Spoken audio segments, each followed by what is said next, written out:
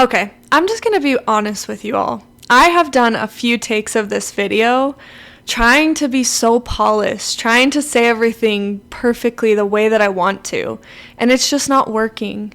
And I think it's a sign from the universe, from my own soul, from spirit, from God, that that's not the way I'm meant to show up here. I love when people are real and vulnerable and authentic, and I want to bring that same energy. So I'm really grateful for this reminder that, like, it's just not feeling right to try and say everything so perfectly. I'm human. I need to show up as human.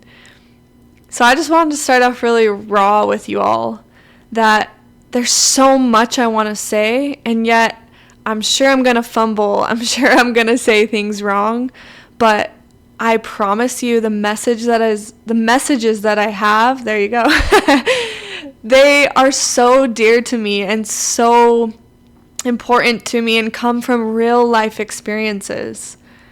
I came here to talk about how sometimes unexpressed desires for women especially manifest as depression or apathy or anxiety. Now, I'm in the mental health field, so I know that there is real clinical depression and anxiety, and those are real and need treatment and help, and there's help out there. Please get it if you have those persistent symptoms. But I'm talking about something on a soul level. I'm talking about when you're just like bleh or apathetic, or it even feels like you're depressed, but you still are functioning pretty well. But something's just off. Well, I also believe we have a soul that sends us whispers, and that we often ignore those whispers. It almost happened to me tonight. I have been wanting so badly to make this video, but I keep pushing it off because that's what we do. We self-sabotage. We're almost more afraid of success than of failure, because success means we have to meet that next level of us that we want to be. But I was lying in bed. I was getting ready to just like get cozy for the night, watch a movie. It sounded lovely, but I couldn't ignore this anymore. And maybe you found this video because you're feeling the same way, that there's something out there that you want to do, or something you want to heal or address or become or experience. And your soul has just been like, hey. And it's quiet, right? But like, it's there, and we ignore it so often.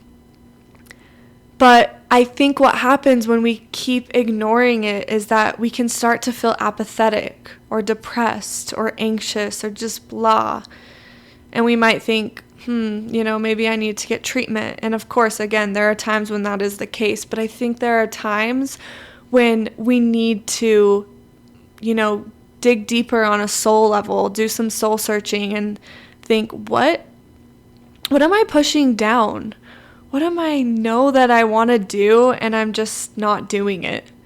Or want to improve, and not for the sake of getting validation or proving yourself to anyone, but because you love yourself so deeply that you want to experience all that you came here for. I'm a huge believer that, if we think of God or source like snow, we're like the snowflakes. We're God experiencing itself through this human experience. And so with that comes a huge desire to have experiences, to grow, to create. Those are not, fake things that you're feeling. Those are very real and came with you when you were born in your soul. And somewhere along the way, we start to think, that was a dream life that I wanted for myself, or, that kind of relationship doesn't exist. But it only doesn't exist if you don't believe it exists. I'm a huge believer in this. I've had too many experiences in my life where as soon as the bar went up for me on what I expected in something, I started to see it reflected all around me. In relationships, in pursuing my dreams in my own identity. I think the universe is such a mirror of what's going on within us, and things are reflected back to us. So coming from the mental health world, the clinical world, which I'm so grateful exists because it's needed, and I'm not a advocate for one or the other, like the spiritual or the clinical mental health. I think they could go so well to work together. But because I'm in that world, I often see that we've lost the spiritual work. We've lost that, hey, maybe there's a component of soul here, that there's something that my soul needs or desires that I'm not giving to it. And depression or anxiety is this beautiful catalyst to knock gently on the door and say, hey, I'm not here to harm you. I'm not here to just be some nuance that's just ruining your life. I'm here to wake you up, because I'm not going to let you not realize these dreams and these goals and everything that you're meant for. You are God experiencing itself. These desires are natural. And I love to think about what's the difference between a soul knocking, my soul talking to me versus just like, this is something I should do because XYZ. I've noticed that when I follow the voice of my soul, I feel so lit up inside. Just talking to you right now, I know that I followed an urge from my soul.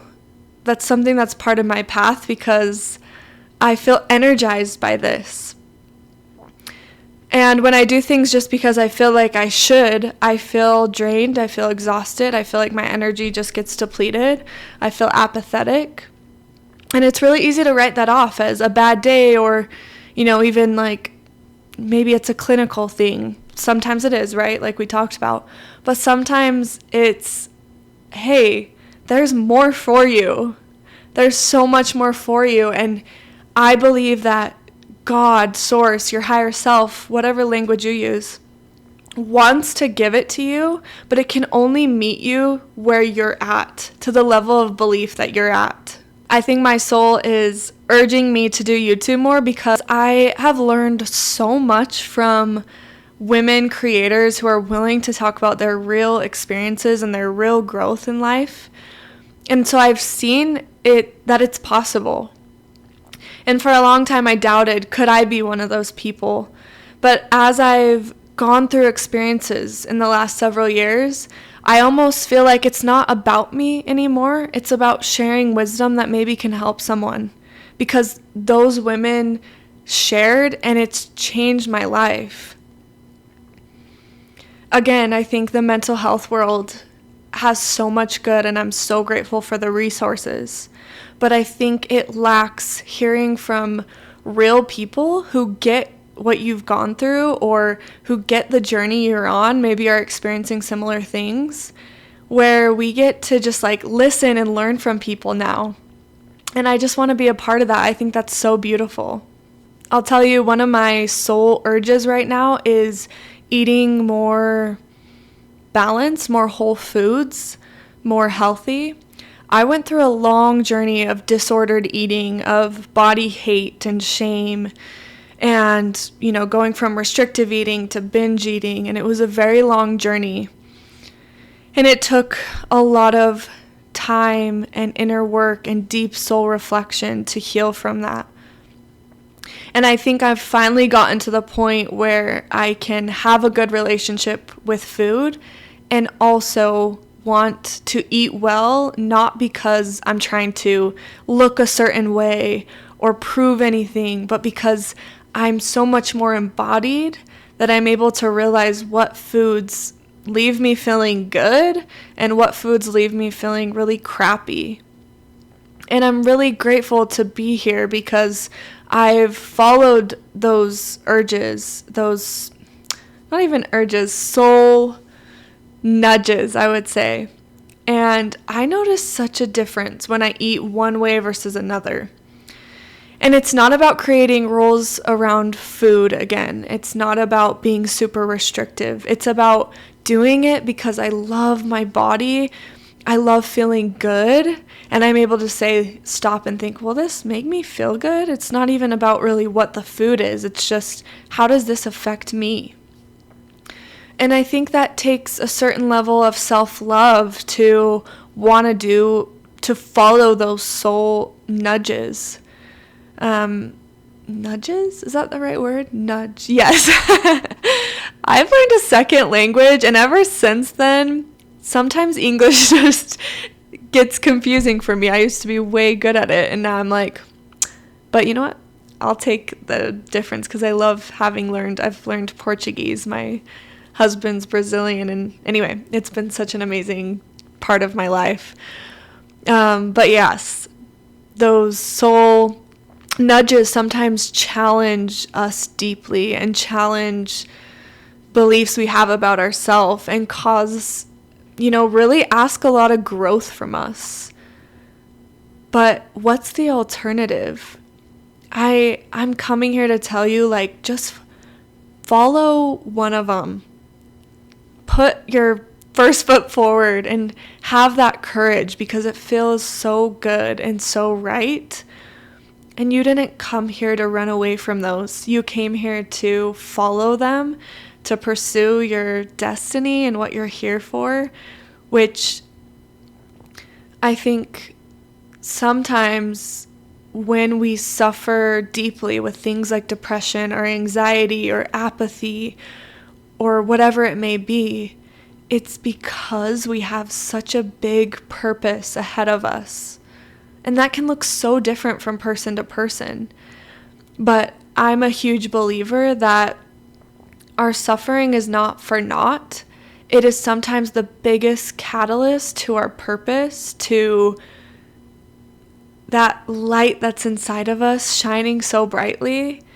And being able to hear someone say, because of you, I also healed this or pursued this or became, just so much more content in myself. I will be forever grateful from the women that I've learned from. And I just want to encourage you, because if you found this video, it's definitely for a reason. And I hope you'll listen to those soul nudges. And I'm so excited to be here. I'm going to keep creating videos and content. So subscribe if you feel called to, if you feel like we're aligned. And if so, I'll see you in the next video. All right, bye.